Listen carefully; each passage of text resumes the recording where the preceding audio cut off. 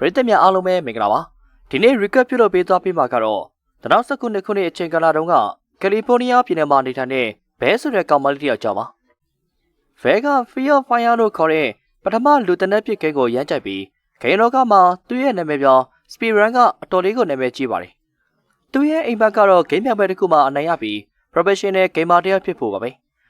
ဒါပေမဲ့သူ့ဘဝကအိမ်မက်တွေကြီးပဲမဟုတ်ပါဘူးမနက်ခင်းလေးတစ်ခုမှာတော့သူ့အဖေကာလော့စ်ကသူ့ဦးလေးနဲ့အလုပ်အင်တာဗျူးရဖို့အကူအညီတောင်းထားတယ်ဆိုတာကိုပြပြလိုက်ပါတယ်သူကဘဲကိုလာနဲ့ကြည့်ပြီးအလုပ်မရသေးလို့ဒါကဘလောက်အရေးကြီးတယ်ဆိုတာကိုထောက်ပြပြီး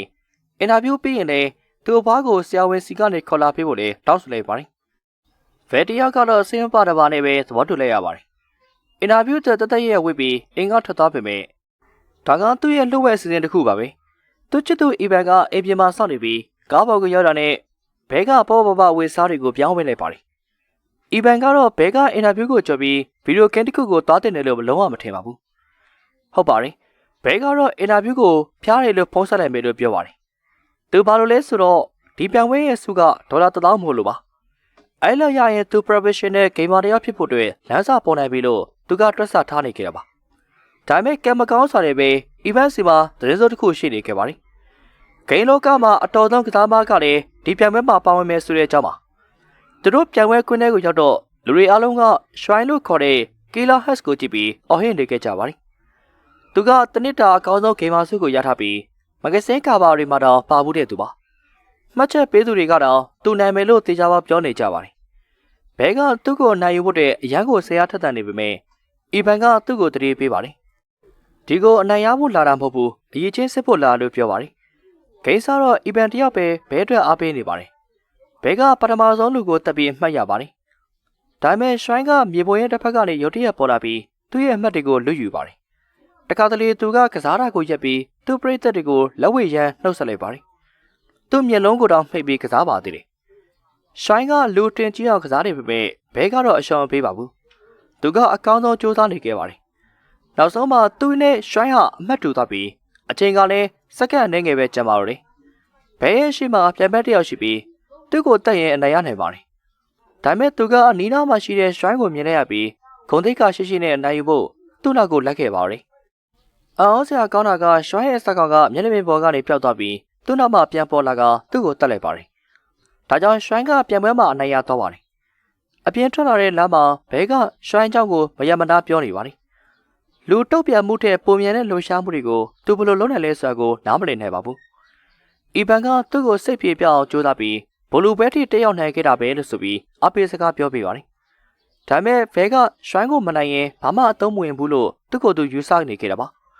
ရှိုင်းအကြောင်းပြောနေတော့မှပဲသူကဘဲစီကိုချိကက်လာပြီးသူ့ကိုမိနစ်နှင်းငယ်ကြာလှောင်ပြောင်းနေခဲ့ပါတယ်ပြီးတော့သူ့ပရိသတ်တွေနဲ့ဆက်ဖီရိုက်ဖို့အတွက်ထွက်သွားခဲ့ပါတယ်အီဗန်ကကားသွားယူနေတော့မှဘဲစီကိုကိုဂျီမာဆိုတဲ့လူတစ်ယောက်ကရောက်လာပါတယ်သူကဒီနေ့ဘဲရဲ့ကစားပုံကိုချီးကျူးပေမဲ့မနေ့ပြန်မှာရှုံးမယ်လို့ထောက်ပြပါတယ်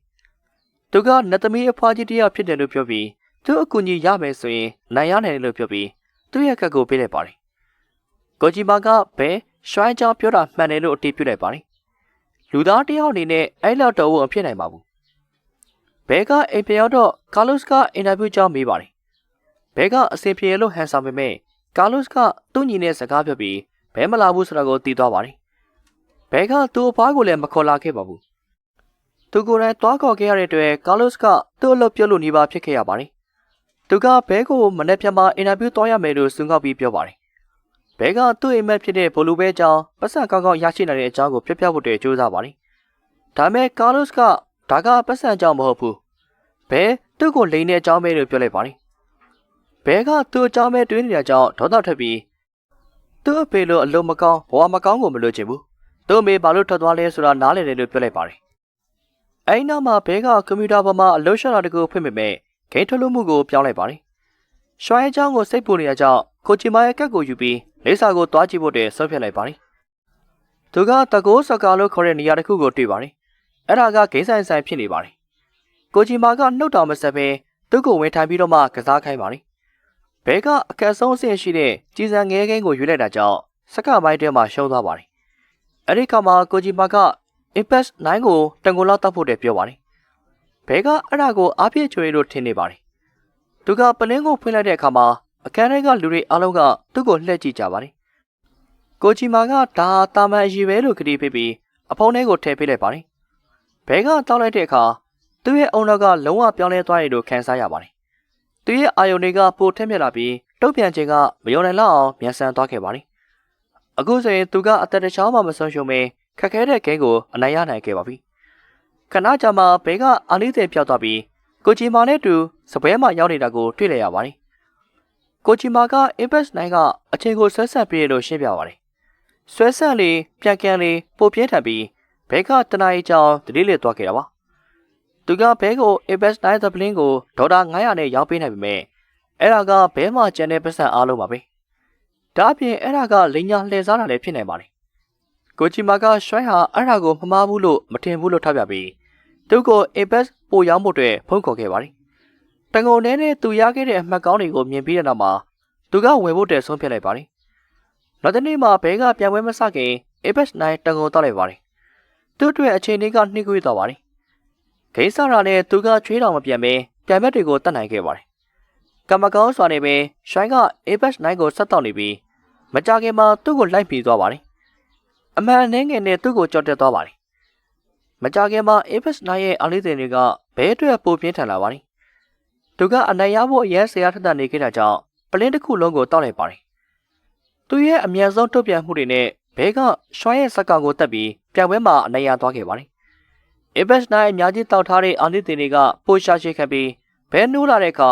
2029ခုနှစ်ကိုရောက်ရှိနေတာကိုတွေ့လိုက်ရပါတယ်။ AI ဆိုတာ After Apex ကိုဆိုလိုပါတယ်။သူကအဟောင်းညစ်ကြေးတွေနဲ့ပြည့်နေတဲ့အိမ်မှာကလေး3ယောက်နဲ့နေထိုင်နေပါတယ်။ကလေးတွေကသူ့ကိုမေမေလို့ခေါ်ပါတယ်။ဒီကသူ့စိတ်မတန့်ဖြစ်သွားပြီးအမ်ဘာတော့တယ်။သူရဲ့ခင်ပွန်းအီဗန်ကသူ့ကိုလာကြည့်တဲ့အခါသူကအပြင်ကိုပြေးထွက်သွားပါတယ်။အဲဒီခါမှာဒါဟာလူတွေလမ်းပေါ်မှာနေပြီးဓာတုအိမ်နာတွေကိုတုံးနေရတဲ့ပျက်စီးနေတဲ့အနာဂတ်ကဘာကြီးဆိုတာကိုသိလိုက်ရပါတယ်။အီဗန်ကသူ့နောက်ကိုပြေးလိုက်လာပြီးဓာတ်ငွေ့ကမျက်နှာဖုံးကိုပေးပါတယ်။ပြီးတော့ကလေးတွေကိုစာချက်ချင်ရောက်ပြီးလို့တတိပေးပါတယ်။စုံတွေကကလေးတွေကိုကြောင်းပို့တဲ့အခါမှာအီဗန်ကသူတို့ရဲ့အိမ်မှုကိစ္စတွေကိုဘဲကိုတတိပေးပါတယ်။သူတို့ကစွန့်ပစ်မြေတွေကိုရှာဖွေတာနဲ့ဂိမ်းဆောင်တာကိုအလှည့်ကျလုပ်ကြပါတယ်။ကလေးတစ်ယောက်ကခွေးချောက်ရဲ့အညစ်အကြေးတွေကိုကြောက်တုံးလို့ထင်ပြီးကောက်ယူပါတယ်။ပြီးတော့ဘဲကိုအတန်းပြီးရင်ပြန်ပေးဖို့တင်ထားပြဖို့တဲ့တောင်းဆိုပါတယ်။ကျောင်းက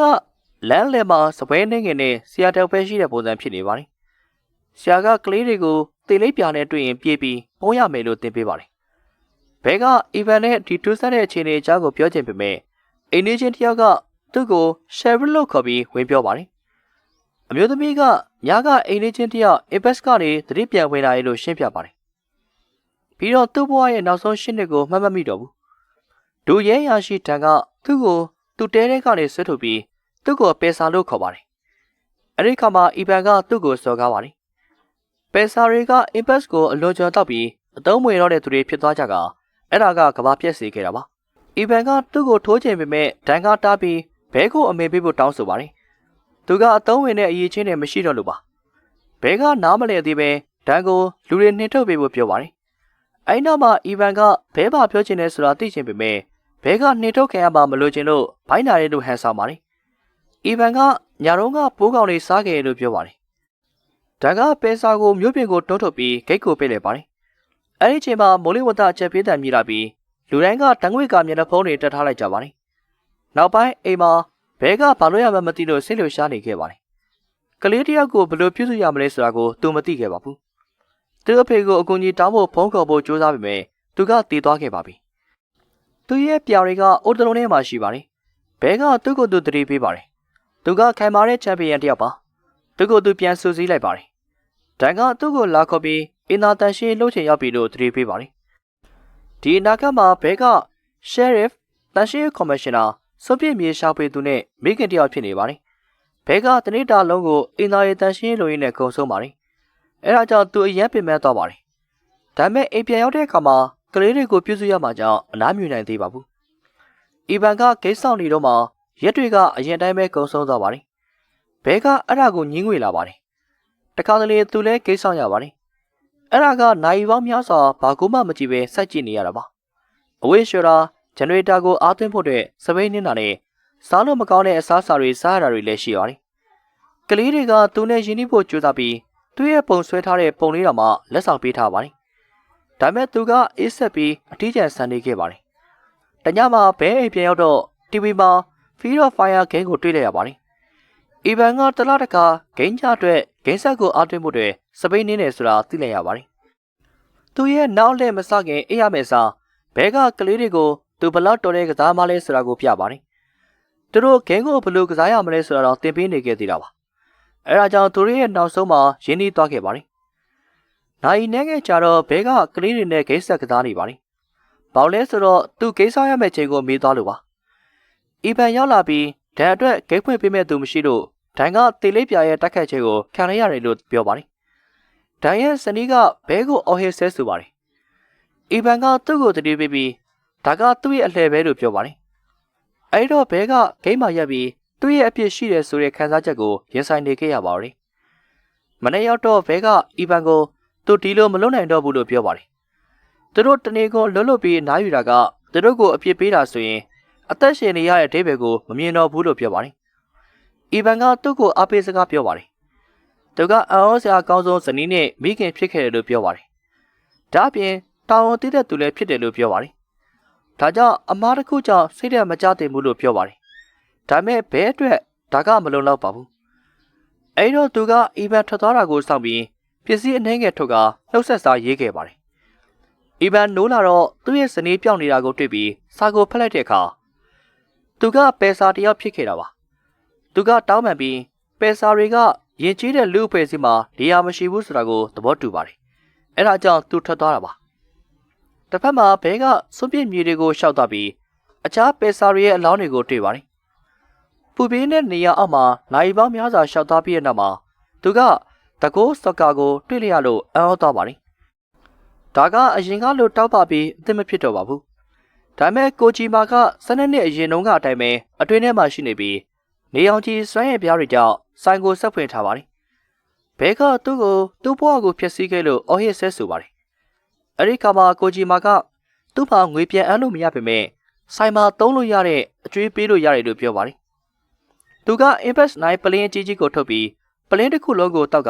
တေတဲ့အထိဆိုင်ထဲမှာဗီဒီယိုဂိမ်းတွေကစားလို့ရတယ်လို့ပြောပါတယ်။အဲဒါကအခုသူ့ဘဝထက်ပိုကောင်းတယ်လို့ပြောပါတယ်။ဘဲကကမ်းလှမ်းချက်ကိုလက်ခံပြီးကစားဖို့တက်ထိုင်လိုက်ပါတယ်။ဒါပေမဲ့အဲဒီအချိန်မှာသူ့ရဲ့သမီးရဲ့ပုံဆွဲထားတာကိုသတိရသွားပါတယ်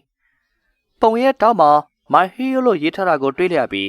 သူ့မိသားစုကသူ့ကိုပြောခဲ့တဲ့အရာတွေကိုစဉ်းစားရင်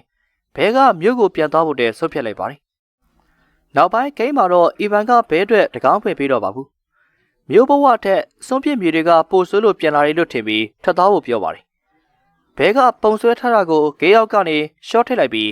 သူကလေးတွေမျောလင့်ထားတဲ့အမေတရားဖြစ်ချင်တယ်လို့ရှင်းပြပါတယ်။အိမ်ဝတ်ကိစ္စတွေအားလုံးလည်းလုပ်မယ်။နှစ်ဆအလှည့်လုပ်မယ်။အစင်ပြေအောင်ဘာမှမဆိုလုပ်မယ်လို့ကတိပေးပါတယ်။ဒါပေမဲ့အီဗန်အတွက်ခက်ခဲနေခဲ့ပါတယ်။ဘာလို့လဲဆိုတော့သူတို့ရဲ့ဘဝရဲ့နောက်ဆုံး12နှစ်ကိုသူမမှတ်မိတော့လို့ပါ။အဲ့ဒီအချိန်မှာအဝေးကတနက်တန်တွေကြားလိုက်ရလို့အဲ့ဒီအခက်တန်းကပြတ်တောက်သွားပါတယ်။အီဗန်ကတေလေးပြားတွေလာနေပြီလို့အော်ဟစ်ပြီးအချက်ပေးတန်တွေမြည်လာပါတယ်။အဲ့ဒီခါမှာဘဲကအခွင့်အရေးယူပြီးအတွင်းထဲကိုချော်ဝင်သွားပါတယ်။အီဗန်ကကလေးတွေကိုသွားရှာပါတယ်။မြို့တွေကသူတိုင်းကထိတ်လန့်တုန်လှုပ်နေပြီးသူတို့ကိုကာကွယ်ပေးမဲ့သူမရှိတော့လို့ကြောက်ထဲမှာပုံမှုတွေလိုအပ်တဲ့ပစ္စည်းတွေကိုထုတ်ဖိုးနေခဲ့ကြပါတယ်။သူတို့ရဲ့ဒူရဲရာရှိကတည်သွားပြီးသူတို့ရဲ့ရှယ်ရစ်ကအပတ်ဆွဲနေတဲ့သူတရားဖြစ်နေပါတယ်။သူတို့မပြေးရင်လက်ပြတွေကသူတို့ကိုတတ်လိမ့်မယ်။သူ့အိမ်ကိုမဆုံးရှုံးခြင်းနဲ့ဘဲအတွက်ကတော့သူ့မိသားစုနဲ့ပူးပေါင်းပြီးသူ့လို့သူလုံနေတော့မှပုံနေဖို့ပြောပါတယ်။အဲဒီနောက်မှာဘဲကဂိတ်ကိုသွားပြီးလောင်စာစီဘိုးနေနဲ့ Impact 9 ပလေးကြီးလိုပစ္စည်းနှဲငယ်ကိုပြင်ဆင်ပါတယ်။လက်ပြတွေကထွက်ကားတစ်စီးနဲ့ရောက်လာပြီးရှိုင်းကသူတို့ရဲ့ခေါင်းဆောင်ဖြစ်နေတာကိုဘဲကအံ့အားသင့်သွားပါတယ်။သူလည်းဘဲကိုမှတ်မိပြီးသူ့ဘဲကသူနဲ့သူ့မိသားစုကိုဘလို့ဖြည့်ဆည်းမယ်ဆိုတာကိုပြောရင်းနဲ့သူ့ကိုလှောင်ပြောင်းနေပါတယ်။ရုတ်တရက်ဘဲက Apex Plane ကိုပစ်လိုက်ပြီးရှိုင်းကသူ့အရန်မူးနေရကိုသတိထားလိုက်မိပါတယ်။အဖွဲသားအားလုံးကတိုက်ခိုက်ဖို့ပြင်ဆင်လိုက်ကြပါတယ်။ဒါပေမဲ့ဘဲကအခုပုံမြန်နေပြီးဘုံတွေကိုပြစ်ခတ်ကပောက်ကွဲမှုကြီးတစ်ခုကိုဖန်တီးလိုက်ပါတယ်။သူကပြန်တန်းသွားတဲ့လူစိုးတစ်ယောက်ကိုပြစ်ခတ်လိုက်ပြီးနောက်တစ်ယောက်ကသူ့ရဲ့လက်ပစ်ဘုံနဲ့တေးသွားပါတယ်။ဘဲကနောက်ထပ်လူအနေငယ်ကိုတတ်ဖို့အတွက်ဆက်လက်ပြစ်ခတ်နေပါတယ်။ ဒါပေမဲ့ရန်သူရဲ့ခြေစားတစ်ထောင်းကသူ့ပကုံးကိုထိမှန်ပြီးလဲကျသွားပါတယ်။သူကနောက်ဆုံးလူစိုးကိုပြစ်ချနိုင်ပေမဲ့ရွှိုင်းကပြန်ပစ်လိုက်တဲ့အခါသူ့လက်ကိုချလိုက်ရပါတယ်။ရွှိုင်းကအဆုံးသက်ပစ်ခတ်ဖို့ပြင်ဆင်ပါတယ်။ဒါပေမဲ့ဘဲကရှောင်လိုက်ပြီးသူ့ကိုပြန်ပစ်ခတ်လိုက်ပါတယ်။နောက်ဆုံးမှသူ့ကိုတတ်လိုက်ပါတယ်။အဲဒီနောက်မှာဘဲကမြို့လုံခြုံနေစွာကိုအခြားသူတွေကိုအတိပေးဖို့မီရှူမီပန်းတွေကိုပြစ်လိုက်ပါတယ်။ဘဲကသူ့သမီးရဲ့ပုံဆွဲထားတာကိုလက်ထဲကင်ပြီးတိတ်ဆုံးသွားကဇလန်းလေးကပြီးဆုံးသွားခဲ့ပါပြီ။ဗီဒီယိုလေးကိုအဆုံးထိအားပေးနားဆင်ခဲ့ကြတဲ့အတွက်လည်းအားလုံးကိုအထူးပဲကျေးဇူးတင်ရှိပါတယ်။နောက်ဗီဒီယိုမှာပြန်လည်ဆုံတွေ့ကြပါသေးတယ်။ကျွန်တော်ကတော့တင်ဆက်သူ PK ပါ။